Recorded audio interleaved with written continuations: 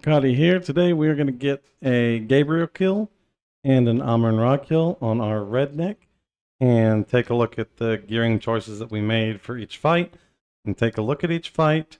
They should be pretty straightforward fights for our guy, so let's go ahead and get rolling. And let's take a look at where our Redneck ended on L5. We have a stofflix for our primary weapon here. You could straight run a disaster, but stofflix is much higher single target, with a crematorium's pledge supporting stofflix for the extra damage to burning monsters, which is the biggest focus on crematorium's pledge. We have Gabriel's dauntless vision with emphasis on cooldown recovery, a Steve's necklace with a Steve's charm for resistances and all attributes, as well as reduced damage taken. We have a muspelheim scorched plate. We have a soulburn belt, a couple of fire skill rings corrupted with jewel sockets, and then chaos jewels in everywhere that we have sockets available. We have a grasp of the phoenix down here and some fire skills etherwalk boots. For potions, we are running ghostly, caffeinated coffee container, elixir of death, and a witch's potion. If you're confident that you don't need the recovery from witch's potion, then you could go ahead and run a vodka here for increased skills. And then for our relics, we are running magic mushroom, triforce, holy bible, and holy grail. Instead of holy grail, you could run a Mario's pipe here with our high cooldown recovery. It's a decent teleport skill, and you can skip over utilizing shroud of enigma for clear. We are switching to shroud of enigma for clear and sheep king's wool for clear. The reason we are switching to these two, sheep king's wool is more damage, enigma gives us a teleport, and we would sacrifice Anubis's Ankh charm for clear because we probably aren't going to need the additional health, but it's comfy to have versus bosses. As far as skills go, we are all in on spontaneous combustion, pickup raid, tire fire, and pipe bombs. We have one everywhere else with our extra skill points dumped into hillbilly rage. On our pickup raid, we are focused on suicide squad. We do need at least one here so that a motorcycle rider appears, two here so that we have a chance to fire break with that motorcycle rider, two here to get up to double barrel, which allows us to get access to speed dial, and we want 5 out of 5 there, and 5 out of 5 on ignition. And that'll be for our single target. For our clear, everything is the same. The only exception is instead of Hillbilly Rage, we moved it over here to Logger's Endurance because we just don't need the extra damage from Hillbilly Rage. All in, all in, all in, all in. And then we have Freedom Convoy with extra proj and speed dial and 3 out of 5 on ignition. If your cooldown recovery is capped already and you don't need any of this at all, you can take 2 points out of here and stick it down into ignition to do more damage with pickup raid. We're not quite capped on our cooldown recovery. We're at 190% whenever we are clearing. And so we do need that 50% from pickup raid down here. Our hero level stuff is fairly straightforward. We picked up a charm slot here and a charm slot here.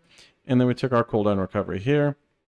And then I spent all my extra points into getting these glyphs leveled up. If you're doing a boss and you need a little bit of extra oomph, you could take some of these points out and sneak over here and get pure power and grand intellect. And that would be a significantly more amount of damage for you. If you're higher level, you can get up here to +2 to all skills. And then you also have the option of magic find experience and movement speed, things like that that are available that are very utility up there. So that will be good for you there. For our mercenary, we are just running magic find stuff on our mercenary. Just get the best magic find stuff you can. We are also running Aurora's Might for the bonus to our resistances. We are currently not capped without Aurora's Might out on the setup as it is this way. And we'll have a little bit of different setups for Amun-Ra than we have for Gabriel. But let's go ahead and get into the Gabriel fight.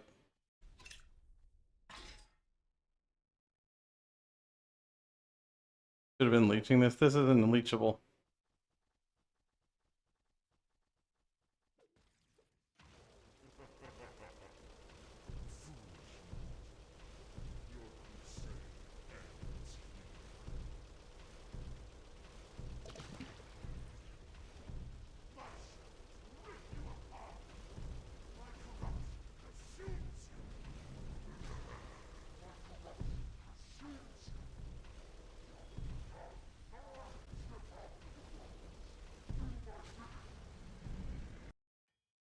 All right, this is our Amun-Ra fight.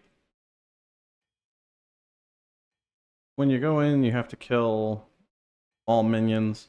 They're fairly tanky, but they don't really do any damage. But this also gives you an idea of how much health the minions in the fight are going to have.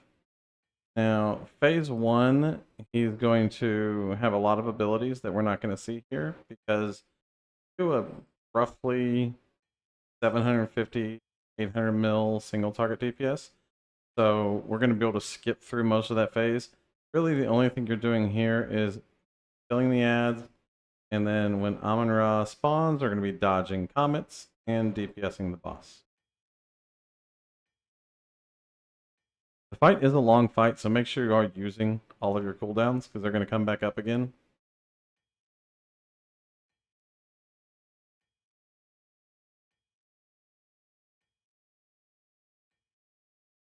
And thump Amun-Ra in the face. Use your cooldowns, do damage to him. Second phase is going to be this mini boss, Shade of Thoth. This is fairly straightforward. Don't take damage from the beams, don't take damage from the birds.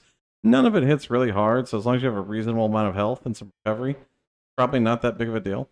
This is arguably the easiest phase in the fight. Phase 3 is back out here to fight Amun-Ra. He's going to continue to throw comets at you, and he's also going to throw lightning down. Just stand in the spot where there is no lightning. Super easy. Again, dodge comets. And this guy. Now, this is the hardest part of the fight. This is phase 4.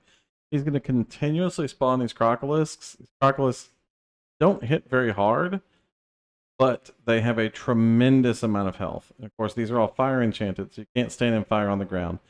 Unless you have absolutely ridiculous, amazing clear, you're going to be better off just focusing all of your damage into the Shade of Sobek here and killing him rather than trying to deal with all the ads. The first time I fought this boss, I used Pick Up Raid's AoE on this part of the fight, and it really was not enough to deal with all the ads and still got overrun by ads. And so you just want to focus on the boss and not get hit by fire enchanted explosions and just ignore the ads. As long as you're doing enough damage to kill Sobek fast enough that the room doesn't fill, then you should be fine. And again, that's probably somewhere in the range of 750 to 900 million single target DPS is what you're going to want to feel really comfy on this part of the fight. Especially some way to focus target onto Sobek. Phase 5 is just dodging comets and dodging lightning. He has the corrupted sarcophagi, which we would normally have to dodge, but we phase too quickly. And then last phase. Now this is the easiest phase, but this is just a straight DPS check. You have to have enough damage to kill the ads and then DPS the heart. And the heart appears to take significantly reduced damage. So it is a longer part of the fight. There's like no damage going out. And so this is just a straight DPS check. You have to have enough damage to kill all of the little bloods and then have time to DPS the heart. The faster you kill the bloods, the more time you have to DPS the heart. And then that's how you finish this part of the phase. Now, once you kill the heart here, over to it. Up a little bit. Once you kill the heart here, the fight's over. So this is the last part of the encounter. If you don't have enough damage, you will absolutely get overwhelmed by these guys because they just continuously spawn. So if you have a clear build that does tremendous AoE, you can switch over to that for this part of the fight and then just do a little bit less damage to the heart. We stuck with our single target build here because our single target build actually has relatively good AoE in a small area. You can see we're constantly trying to make sure that the little bloods are clumped up together. And we got kind of better at the fight as we went. So I think for the entire encounter, you should just stick in your single target version of the Redneck build to do this. But other classes could vary, have a different experience.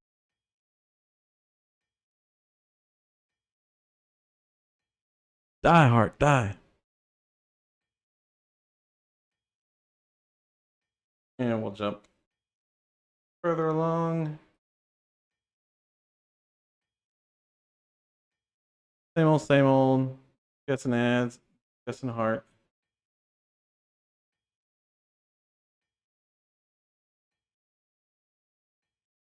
And boom, heart dead. Come out. Amun-Ra will just die. Collect your loot. Enjoy. Alright, so Amun-Ra dead on the Redneck. We made a few changes to our build. Specifically for Amun-Ra. Equipped Satanic Eyes. Overcap our resistance. Go with his curse. Obviously, normally be running these plus fire skills socketed rings right here. We also equipped an Ankh Charm just to have a larger health pool in case we get smashed by something. And then we use, we use both of our weapons. This for clear for small targets, and this for clear for large targets. The fight itself was pretty straightforward, so not too much difficulty there once you learn the fight. It is a DPS check, so you are going to need to have close to 1 billion DPS to really feel comfortable fight. Outside of that, fight went pretty well. Go ahead.